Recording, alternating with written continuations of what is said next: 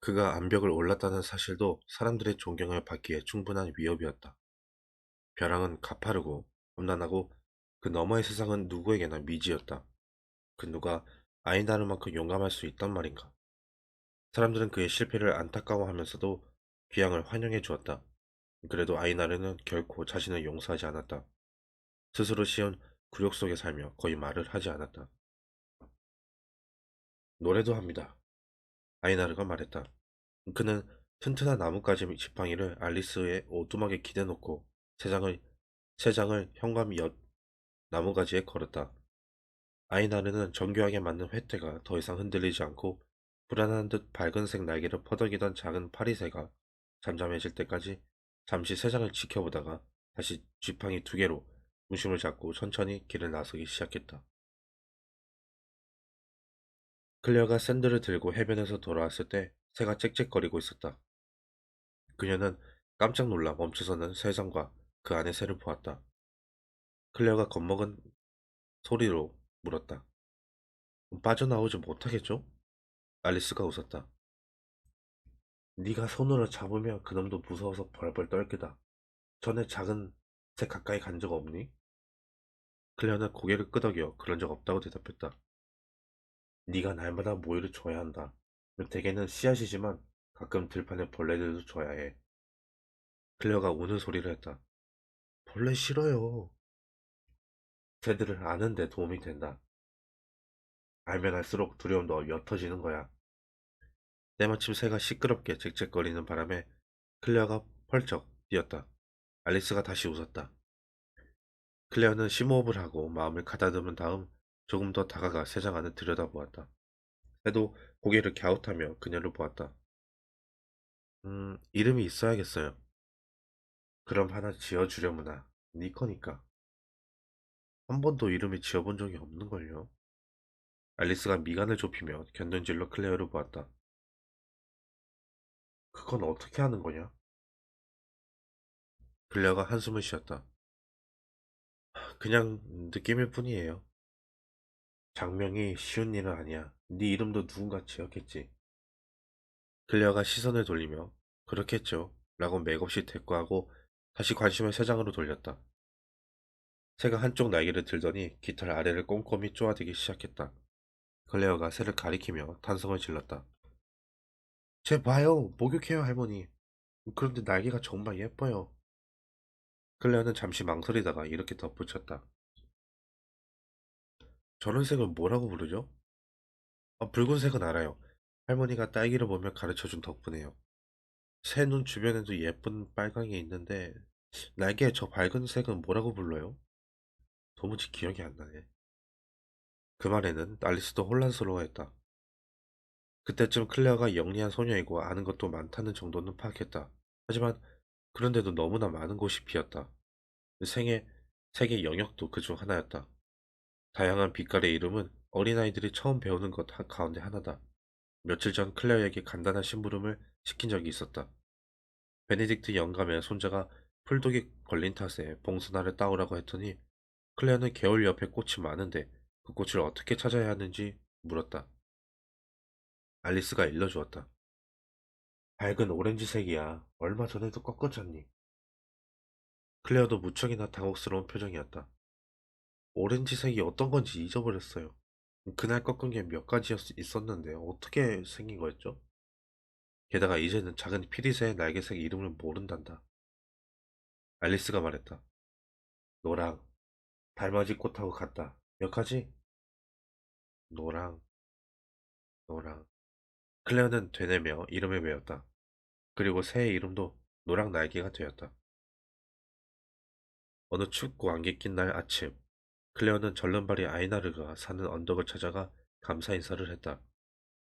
새한테 적응하고 두려움을 없애는데 꽤나 시간이 걸렸지만 그래도 지금은 클레어가 작은 조개 접시에 담아날, 담아갈 때마다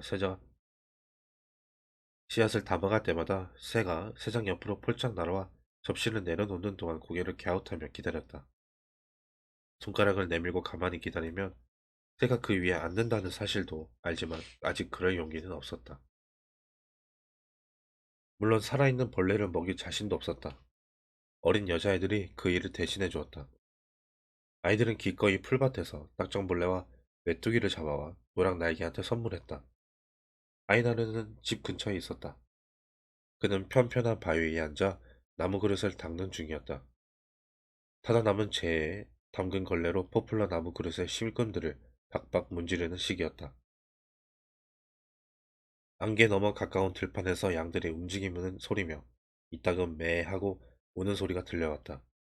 그녀는 조금 초조했지만 그건 말수가 적고 속을 알 수 없는 남자와 함께 있어서가 아니라 짐승 소리 때문이었다. 아이나르는 그녀를 보고 놀란 표정을 붙이더니 곧바로 그릇 쪽으로 고개를 떨구었다. 그녀가 오는 소리를 들었다면 안개 속으로라도 달아나 숨어버렸을 것이다. 다행히도 클레어가 아무 예고도 없이 소용돌이 치는 잿빛 안개에서 나온 탓에 망가진 다리로 달아나는 건 처음부터 불가능했다. 안녕하세요. 클레어가 인사하자 아이나르는 대답 대신 고개만 끄덕였다. 새해 고맙다고 인사하러 왔어요. 그녀가 말했다. 기껏 새 한 마리예요. 그가 중얼거렸다.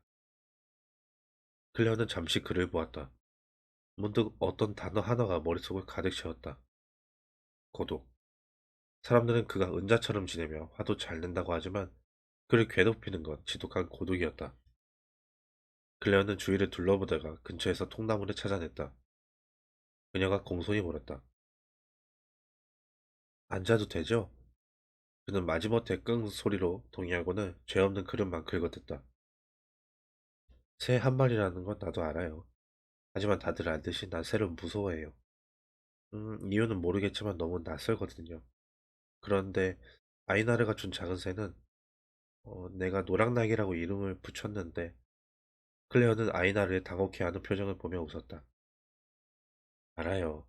그냥 색깔이지만 난 이제 겨우 색을 배우는 중인걸요. 색도 새만큼이나 낯설어요. 그래서 노랑날개라고 부르면 도움이 될 것 같아서요. 씨앗 접시를 새장 안에 넣어주면서 이름을 불러줘요. 그런데 그거 알아요? 새가 노래해요. 처음에 무서워하더니 지금은 노래를 하더라니까요. 아이나르가 그녀를 보았다. 그러고서 입 모양을 만들더니 시험 삼아 작은 소리를 내보고 다시 작은 새의 소리를 똑같이 흉내냈다. 파릇파릇한 지저김. 클레어는 그 소리가 마음에 들었다. 다른 새 소리도 낼 수 있어요? 그녀가 물었다. 하지만 아이나르는 당혹감에 고개를 푹 파묻고 대답하지 않았다. 이윽고 그가 그릇을 치우더니 대신 지팡이를 찾았다. 양들을 돌봐야 해요. 그가 무뚝뚝하게 내뱉으며 일어나 안개 낀 목장 끄트머리로 절룩절룩 걸어갔다. 그가 다시 소리쳤을 때는 그저 모호한 그림자로만 남았다. 채소를 줘요. 버드나무 씨도 좋아하고 민들레도 좋아해요. 그는 더 이상 보이지 않았다. 그리고 클레어가 일어나 떠나려 할 때 그가 다시 새소리를 흉내냈다. 알리스와 베네딕트 영감은 함께 글래니스와 마르틴의 결혼 준비를 지켜보았다. 신랑, 신부 친구들이 부드러운 버드나무 가지로 정자를 짓고 지금은 꽃과 고비로 장식하고 있었다.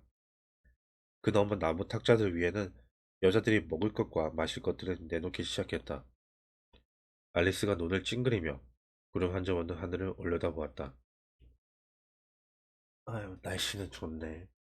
베네딕트 영감이 키득거리며 말했다. 내가 결혼할 때는 비가 왔는데 난 오는 줄도 몰랐어. 알리스가 그를 보며 미소 지었다. 당신 결혼식 기억나? 아일리시도 좋아서 어쩔 줄 몰라 했지. 그 애가 보고 싶지 벤. 베네딕트 영감이 고개를 끄덕였다. 그의 아내는 아이들과 손주들이 지켜보는 가운데 작년 겨울 가책스러운 열병으로 숨을 거두었다. 아내는 마을 묘지에 매장되었다.